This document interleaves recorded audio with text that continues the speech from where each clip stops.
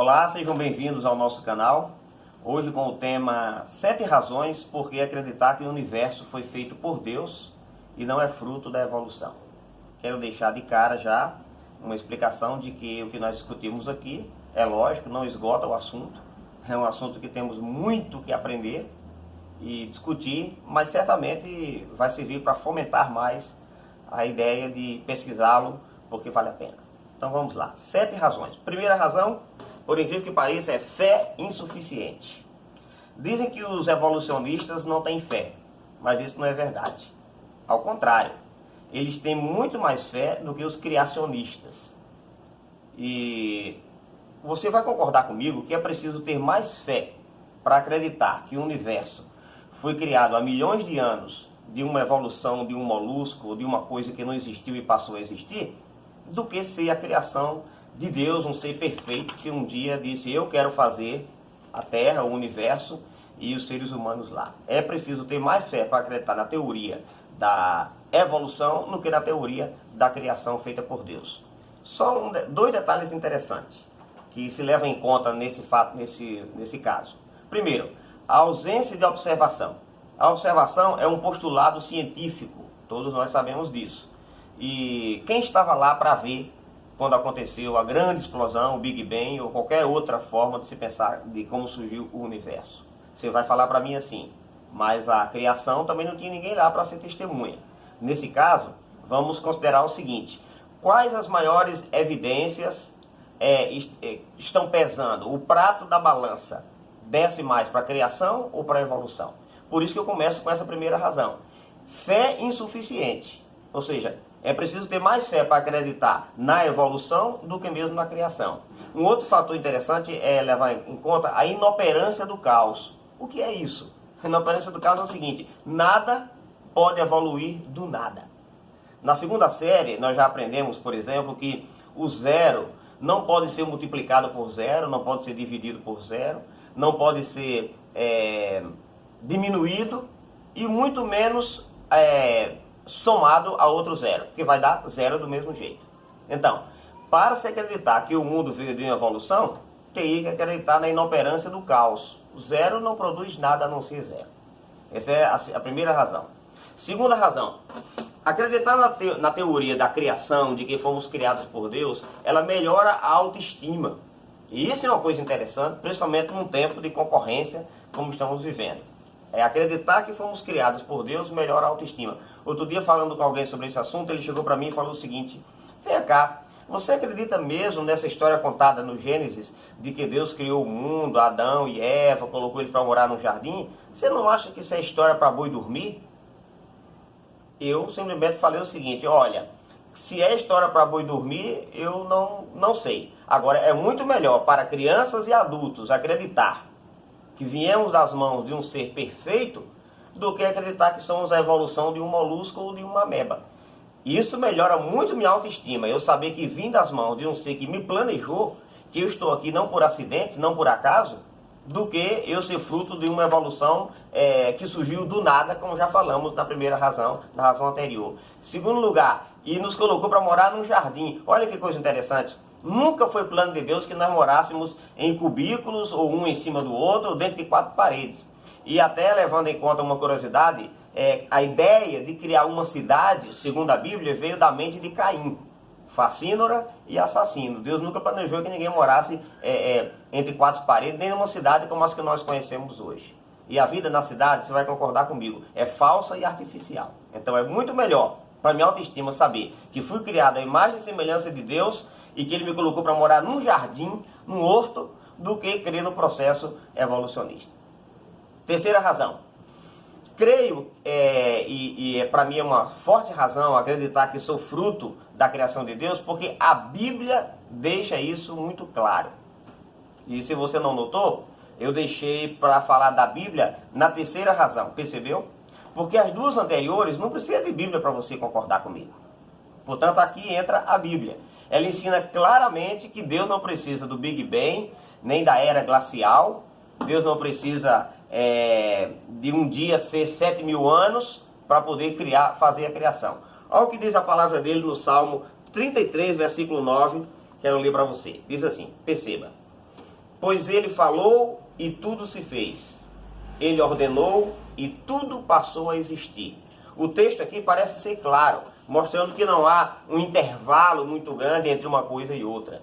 E o contexto sustenta o que o verso 9 está dizendo. Olha o contexto, versículo 6, Salmo 33, verso 6. Os céus por sua palavra se fizeram, e pelo sopro de sua boca o exército deles. Então, quando a Bíblia diz que ele falou e tudo se fez, está falando exatamente da criação do mundo. Não há espaço aqui para uma evolução, ainda que possa ser explicada dentro da Bíblia. Não, na Bíblia não há evolução. Agora, os princípios e postulados da Bíblia, bem como suas profecias, já foram comprovados com o passar do tempo. E se eles podem ser comprovados e estão certos, então a narrativa da criação, de que Deus criou o mundo, está certa também. Você pode ter certeza e pode confiar que é melhor acreditar dessa maneira. Essa é a terceira razão. Quarta razão. O testemunho bíblico da criação é invariável.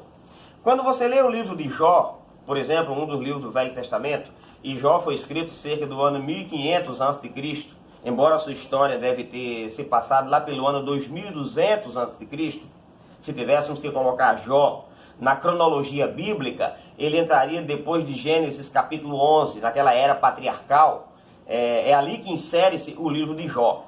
E Jó fala de temas atuais hoje, quando na época dele não havia as ciências que nós conhecemos hoje, como a geografia, a biologia, a botânica, a zoologia. E Jó trata desse assunto e traz ensinamentos que deixam a gente admirado. Eu quero que você acompanhe comigo, por exemplo, Jó capítulo 38. Eu selecionei aqui alguns capítulos, alguns versículos para a gente dar uma olhadinha e ver como esse livro tão velho, talvez o primeiro livro a ser escrito na Bíblia, teólogos concordam com essa com esse meu ensinamento de que possa ter sido o primeiro livro. No entanto, traz princípios e ensinamentos de ciências que ainda hoje são meninas, começaram ainda a serem descobertas. Jó 38, versos 4 ao 6. Vê comigo essa leitura aqui, ó. Onde estavas tu quando eu lançava os fundamentos da terra? Olha que pergunta pertinente. E essa pergunta, inclusive, vale para aqueles que não acreditam que Deus é criador. Até porque nós vivemos entre 70, 80 anos, ou quando melhor, 90. Eu acho que nenhum país do mundo, talvez exceto o Japão, tem a expectativa de vida acima dos 90 anos de idade. Mas vivemos apenas nessa fração de tempo. Não sabemos nada do que aconteceu antes de nós, nem saberemos do que vai acontecer depois de nós. E aí, às vezes, asseveramos que Deus não criou o mundo. Não é interessante? Olha a pergunta que Deus faz a Jó. Vou repetir. Onde estavas tu quando eu lançava os fundamentos da terra? Verso 5. Quem lhe pôs as medidas, se é que o sabes? Olha que pergunta embaraçante para o homem responder. Ou quem estendeu sobre ela o cordel? Quem foi que mediu o tamanho da terra? Verso 6. Sobre que fundamentos estão as suas bases? Ou quem lhe assentou a pedra angular? Olha que pergunta feita naquela época, 2.200 anos antes de Cristo. Perceba. Quando as estrelas da alva juntas alegremente cantavam e rejubilavam todos os filhos de Deus, ele está perguntando onde ele estava, né? Ou, verso 8, quem cerrou o mar com portas quando irrompe da madre? Olha que pergunta interessante. Porque 2/3 do planeta é água, ou 3/4 do planeta, como alguns querem. No entanto, ela vem só até ali e volta, né? Não há assim ela não irrompe sobre a terra para devastar de toda, a não ser quando acontece um tsunami ou coisa parecida. Capítulo 40, mais um texto para a gente ler sobre esse assunto ainda. O livro de Jó trata esses últimos capítulos da história da criação, fala da criação, fala de Deus como Criador. Por isso quero ler o capítulo 40, versos 15 ao 19. Olha só o que diz aqui a Bíblia. Contempla agora o hipopótamo, zoologia, que eu criei contigo, que come erva como boi. Vê, sua força está nos seus lombos e o seu poder nos músculos do seu ventre. Endurece a cauda como cedro, os tendões de suas coxas estão entretecidos. O seu arcabouço como barras de ferro. Ele é a obra-prima dos feitos de Deus. Quem o fez, o proveu de espada. Olha que pergunta interessante sobre na ciência da zoologia feita a Jó naquele tempo, tratando exatamente desse assunto aqui da criação do chamado monstro marinho ou do hipopótamo. Em algumas traduções fala de dragão, traduções mais antigas, por exemplo. Então note bem, outro texto interessante eu selecionei ainda do livro de Jó, e quero que você veja comigo se não é bem interessante. Capítulo 19, versículo 20 do livro de Jó. Diz assim, ó, Jó conversando com seus amigos, no capítulo 19, verso 20, ele fala o seguinte, ó: os meus ossos se apegam à minha pele e à minha carne, e salvei-me só com a pele dos meus dentes. É coisa recente, viu? A odontologia só descobriu que os dentes têm pele há pouco tempo. Mas a Bíblia já descrevia isso há 2.200 anos antes de Cristo. Olha que coisa interessante. Isso não faz todo sentido acreditar no testemunho bíblico da criação, de que ela é invariável. A Bíblia diz como foi a criação e sustenta isso. Outro texto interessante, Isaías, no capítulo 40, versículo 21 e 22. Veja comigo aí na sua Bíblia também, se você estiver com a Bíblia, ou então você anota e verifica depois. 40, 21 e 22. Olha o que diz aqui a Bíblia. Acaso não sabeis, porventura, não ouvis, não vos tem sido anunciado desde o princípio, ou não atentaste para os fundamentos da terra?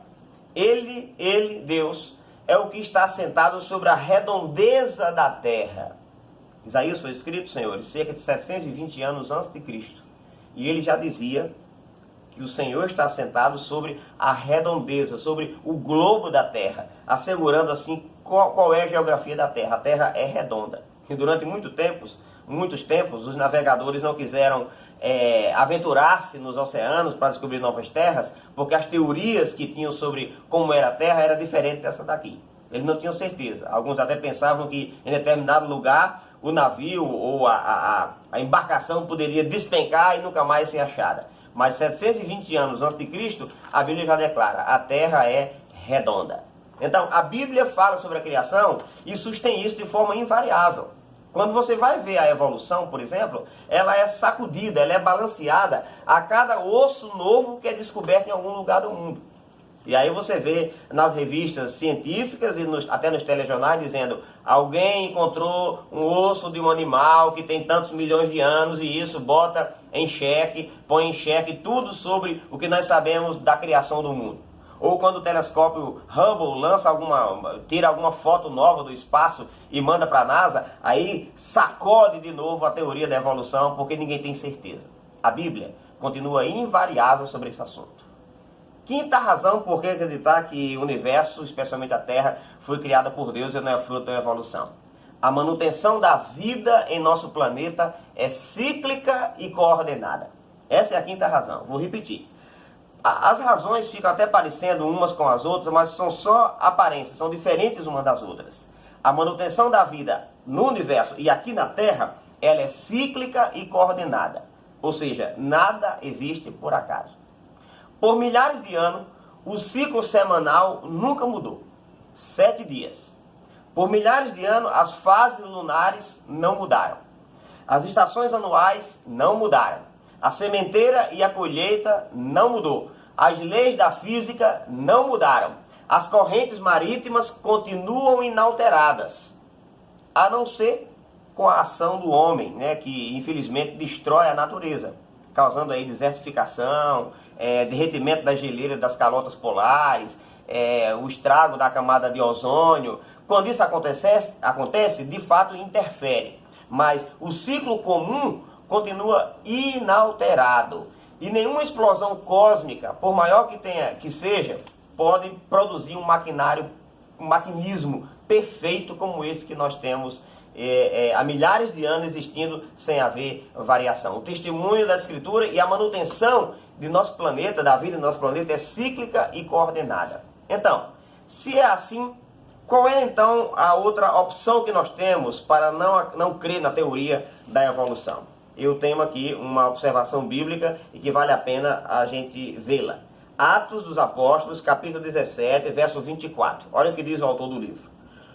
O Deus que fez o mundo e tudo o que nele existe. Olha que coisa interessante. Sendo ele o Senhor do céu e da terra. Verso 26.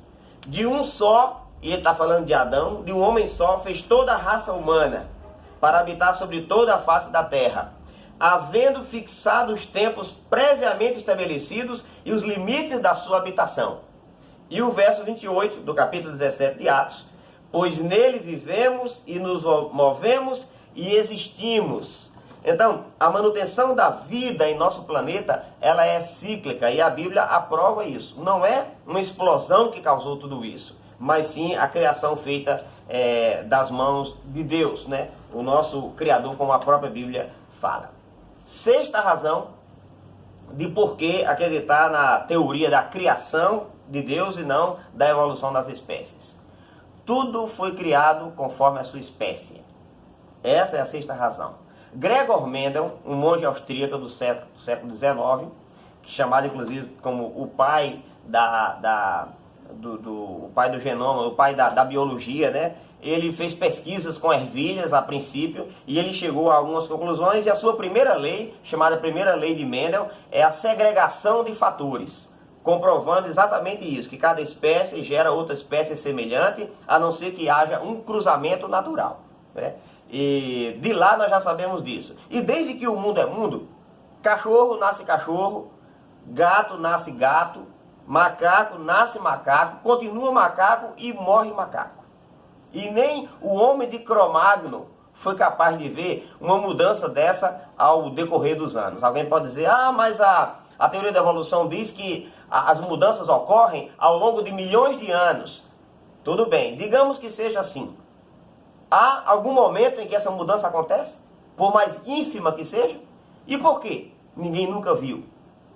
Nem o homem de Cro-Magnon, nem Lucy, aquele fóssil descoberto em 1974 lá na Etiópia, que segundo os cientistas viveu há 3 bilhões de anos atrás. Lucy foi considerada por muito tempo como a nossa Eva, até que surgiu um outro fóssil mais velha que ela, e aí mudou tudo. Como eu falei anteriormente, né? A Bíblia é inalterada, mas a teoria da evolução estremece diante de cada fóssil que é encontrado. Sabe por quê? Nem o homem de Cro-Magnon, nem Lucy, nem ninguém viu nenhuma mudança, por mais pequena que seja, de evolução? Sabe por quê? Porque ela não existe. O que existe é o seguinte, preste atenção. Gênesis, capítulo 1, versículo 1. Olha lá. No princípio criou Deus os céus e a terra. Essa é a sexta razão de por que não crer na teoria da evolução e sim na criação divina. E a sétima razão, qual é? A sétima razão, senhores, é uma descrição coerente e emocionante. Estão lembrados da história para boi dormir? Que eu contei no início, que eu falei no início? Pois é. Por mais que tenha havido evolução, o boi não aprecia Beethoven. Não gosta de história de Monteiro Lobato, dos contos infantis de Monteiro Lobato. Não é capaz de se deliciar com a área de Bach, na quarta corda, melhor falando. Boi, por mais evolução que tenha acontecido, não consegue acompanhar isso. Mas crianças, adultos, eu, você e qualquer outra pessoa pode dormir muito bem com a história da criação do mundo em 6 dias literais. E aí, eu volto-me para a Bíblia para a gente ter uma discussão, falar um pouco sobre esse assunto aqui baseado na palavra de Deus. Veja, no princípio criou Deus os céus e a terra, Gênesis 1, verso 1. O verso 2 diz assim, a terra, porém, estava sem forma e vazia. Quando diz estava, isso significa que a terra já existisse por algum tempo, porém não tinha as condições exatas para manter a vida. Então vamos lá. E o Espírito de Deus pairava sobre as águas. Eu gosto desse relato do Gênesis 1, porque nele está a base de todos os demais ensinamentos bíblicos importantes para nosso bem-estar aqui e para nossa salvação. Não é interessante isso? Porque ele já começa dizendo o seguinte, Deus criou os céus e a terra. E Deus, se você fosse ler na Bíblia em hebraico, você leria assim, no princípio Elohim. Ou, bem traduzido, no princípio deuses. Por incrível que pareça, criaram o céu e a terra. E ele referia justamente a Elohim, a palavra Deus no plural. Portanto, estava lá também, inclusive, o Espírito Santo, aqui chamado de o Espírito de Deus, que pairava sobre as águas, ou seja, controlava o cosmos, mantinha a vida, até que no programa de Deus pudesse transformar-se num lugar habitável. Aí o relato continua dizendo o seguinte: o relato que é bom para criança dormir, para adulto dormir, para ateu dormir, para evolucionista dormir, diz o seguinte, olha que relato emocionante e coerente. Olha, disse Deus, haja luz. Quando você começa a estudar a Bíblia, principalmente a história da criação, às vezes tem dúvida, porque disse Deus haja luz no primeiro dia e o sol só veio no quarto dia da criação. Queria que você entendesse o seguinte, no hebraico, voltando outra vez para a língua original escrito no Velho Testamento, or seria a palavra luz. Essa luz primeira que ele diz aqui, no princípio, haja luz, haja or, seria a palavra. E a segunda palavra quando fala que o sol veio à existência é mahor, ou seja, fonte de luz. A primeira é luz, a segunda, fonte de luz. São duas palavras do texto em hebraico. Interessante também outro fato é que quando a Bíblia fala no princípio criou, a palavra hebraica aí é bará, que quer dizer criar a partir do nada, criar a partir de algo que não existe. Só Deus é capaz de fazer isto. E lá no quarto dia, quando ele faz o sol tomar o seu movimento normal para manter a vida na terra, a palavra não é bará, criar do nada. A palavra é assá, que significa fazer. Ou seja, possivelmente ele criou tudo no primeiro dia e à medida que os 7 dias da semana fossem passando, ele foi organizando. Aquela primeira luz que a Bíblia cita aqui no verso 2, era uma luz gasosa. E Deus foi então, ao longo dos 7 dias, organizando, trabalhando o planeta para que pudesse adaptar e ter condição de ter vida nele. Não é interessante isso? Então vamos lá. Primeiro dia, Deus disse, haja luz. Como um engenheiro que chega e olha o campo antes de começar a sua construção, Deus veio aqui no primeiro dia e organizou isso aí. Houve tarde e manhã o primeiro dia, que já pode ter sido governado pelo próprio sol, sem estar fazendo, sem estar no local ideal para as suas funções que tomou a partir do quarto dia.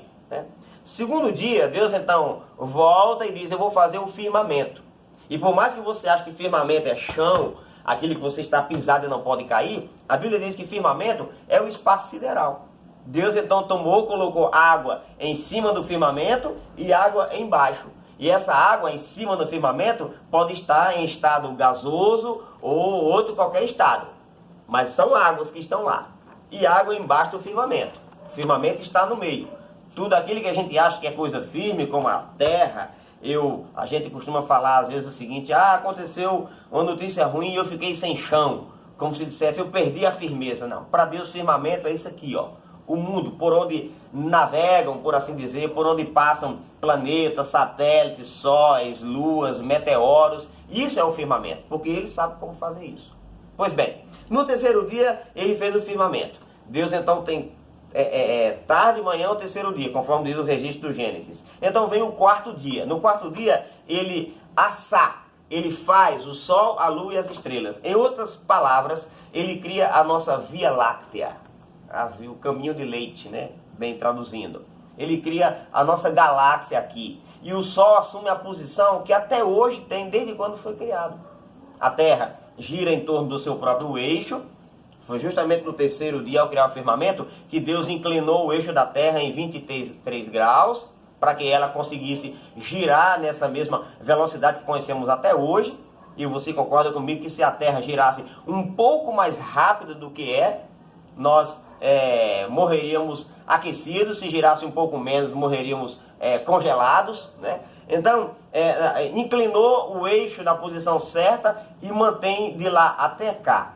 E no quarto dia, ele então colocou o sol. No terceiro dia, ele criou o firmamento. No quarto dia, então, ele criou o sol, a lua e as estrelas, né? No segundo dia, o firmamento. No terceiro dia, ele criou a vegetação de uma forma geral, né? As aves, as árvores, as sementes, as ervas. E no quarto dia, 12 horas depois, ele então surge com o sol, traz o sol para a sua posição normal, atual, a fim de que ele produzisse a fotossíntese, as plantas criadas no dia anterior iam precisar disso, e a vida prosseguisse na terra. No quinto dia da criação, a Bíblia diz que Deus criou os animais dos mares, no caso os peixes e os animais marinhos, de forma geral, e os animais e as aves, né, que povoou os céus, né? Isso foi feito no quinto dia da criação. E chegamos naturalmente ao sexto dia, quando Deus então resolve de manhã criar os animais selvagens e domésticos. Por que a gente fala de manhã? Porque a gente, claro, é uma suposição, porque primeiro, antes de criar o homem, então ele criou os animais selvagens, e selvagens aí não tem a conotação que nós conhecemos hoje de agressividade, é selvagem porque são das selvas apenas, e domésticos de manhã, e na parte da tarde então ele criou o homem. Eu fico emocionado ao ler a história da criação, acho ela bastante pertinente, porque Deus criou tudo, até chegar no sexto dia e entregar de presente para o homem, tudo já organizado no seu devido lugar. O homem só teve o trabalho de dar nome aos animais. Mas as demais coisas, Deus criou tudo de uma forma perfeita. Alguém outro dia falou, discutindo por que Deus não criou o homem no primeiro dia, e alguém ironizando disse que talvez se Deus tivesse feito isso, o homem hoje afirmasse que ajudou Deus a ter criado as outras coisas ao redor. E eu não duvido nem um pouco. Levando em conta como nós somos, eu também passo a acreditar nisso aí. Mas Deus criou o homem no sexto dia, quem sabe na parte final da tarde.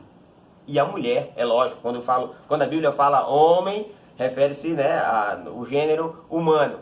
E a criação da mulher é uma coisa encantadora. Você vai para a Bíblia e diz o seguinte: o Senhor fez cair um pesado sono sobre Adão.